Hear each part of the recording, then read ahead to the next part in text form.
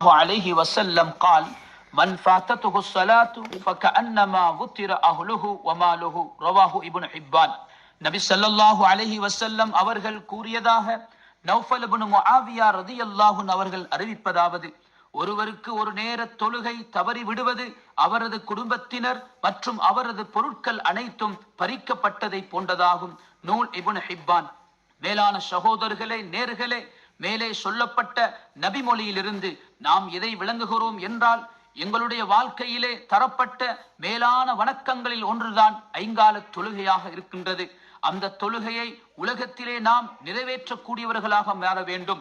அந்த கட்டளைகளை பாதுகாத்து நாம் நடக்க வேண்டும்.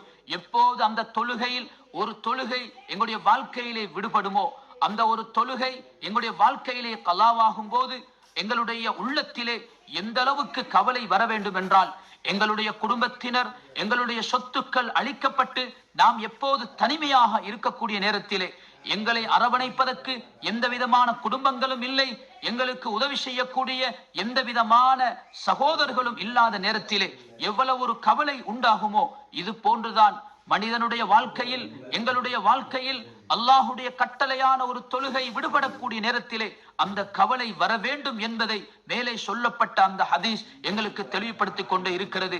கண்ணியமான சகோதரர்களை, நேர்களே, எங்களுடைய வாழ்க்கையில் இந்த மேலான தொழுகை எங்களுடைய உடம்பிலே உள்ள தலையை போன்று என்று ஸல்லல்லாஹு அலைஹி வஸல்லம் அவர்கள் கூட ஞாபகம் செய்திருக்கிறார்கள்.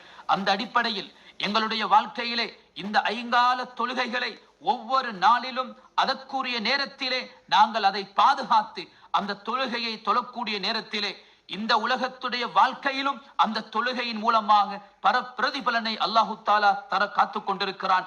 எங்களுடைய மரணத்துக்கு பின்பும் எங்களுடைய மண்ணறையில் முதலாவது கேள்வியாக இந்த தொழுகையை பற்றி தான் அல்லாஹ் விசாரிக்க இருக்கிறான் என்பதை நபியுடைய வார்த்தையிலிருந்து நாங்கள் கேள்விப்பட்டிருக்கிறோம். அந்த அடிப்படையிலே இந்த மேலான தொழுகையை எங்களுடைய வாழ்க்கையிலே கலா செய்து விடாமல், அதை தவறு விட்டு விடாமல், இந்த தொழுகையை குறிப்பாக ஐங்கால தொழுகைகளை சரியான நேரத்துக்கு உரிய நேரத்திலே நாங்கள் அதை பாதுகாத்து பேணி தொழுது கொள்வோமாக. எங்களுடைய எல்லா வணக்கங்களையும் அல்லாஹ் ஏற்றுக்கொள்வானாக. ஆமீன் ஆமீன். வ ஆகிரு தவானா அனில் ஹம்துலில்லாஹி ரப்பில் ஆலமீன். வஸ்ஸலாமு அலைக்கும் வ ரஹ்மத்துல்லாஹி வ பரகாத்துஹு.